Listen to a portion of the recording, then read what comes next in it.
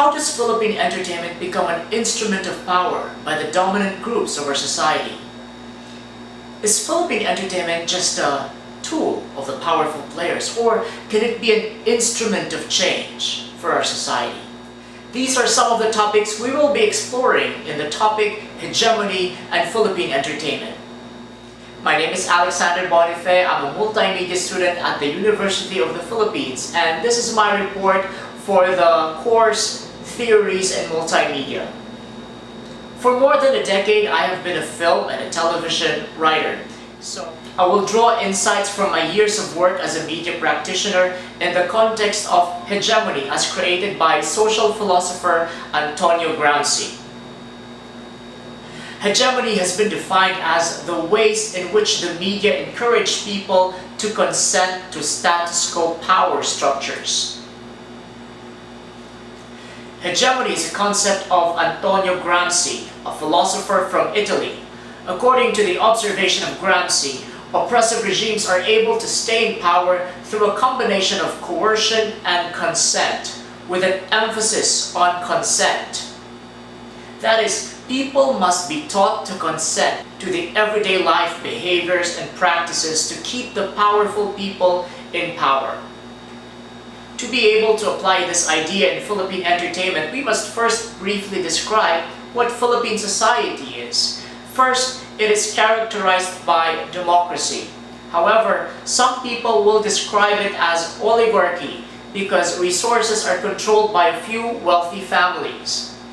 It is also a capitalist society with a free market economy. However, poverty is also widespread because wealth does not trickle down to the masses. Inequality is central to the present story of the Philippines. Now, let's get to see Philippine entertainment using hegemony as a way to understand it. Let's begin by asking the question, does the Philippine entertainment teach its viewers behavior and practices that keep the powerful people in power?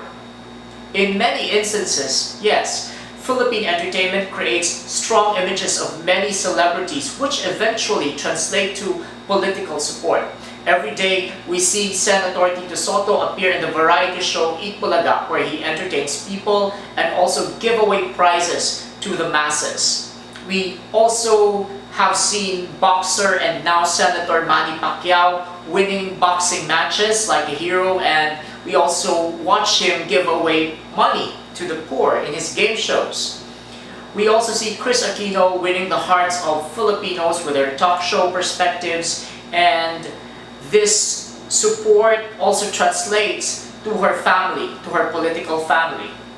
We also see Vilma Santos, award-winning actress in her respectable movie roles, and that gathers support for her own political career as well as the career of her senator husband. From a behavioral perspective, Philippine entertainment also teaches its viewers practices that support the capitalistic values of the society. When you watch a typical blockbuster romantic comedy film, the lifestyle of the characters are very far from your average Filipino. They live in nice houses, they drive their own cars mostly, and they wear stylish clothes. Filipino celebrities also endorse fashion brands, and that drive people to the malls to buy these clothes. They also endorse car brands that encourages people to purchase or dream about having their own cars. According to Gramsci's theory of hegemony, the systems of power in society cannot be maintained by force alone. People have to do things willingly and happily in their everyday lives that keep the powerful people on top. Coercion alone does not work.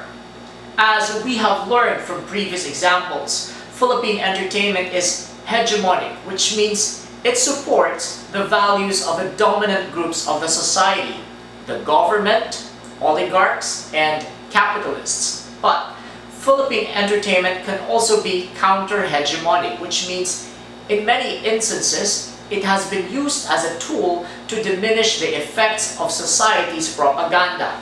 For instance, in the films of Filipino Cannes Film Festival Best Director winner Brillante Mendoza, he he portrays a raw image of poverty. His films show the real picture of the everyday sufferings of the majority of Filipinos. His works come from the tradition of Lino Broca, another acclaimed director whose works have been banned by the government during his time. When female characters are portrayed in a positive light, media also becomes counter-hegemonic because it goes against the male power dominating structures of society. Examples of which would be the teleserye where the actress Judy Ann Santos plays a law enforcer, or a fantasy TV series where women dominate the universe, such as Encantadia. Understanding Philippine entertainment from this perspective will make us understand that this sector of media is both hegemonic and counter-hegemonic. It is both a support to the dominating structures of society, but it is also an instrument of positive change because it challenges the pervasive messages of power. Thank you for joining me.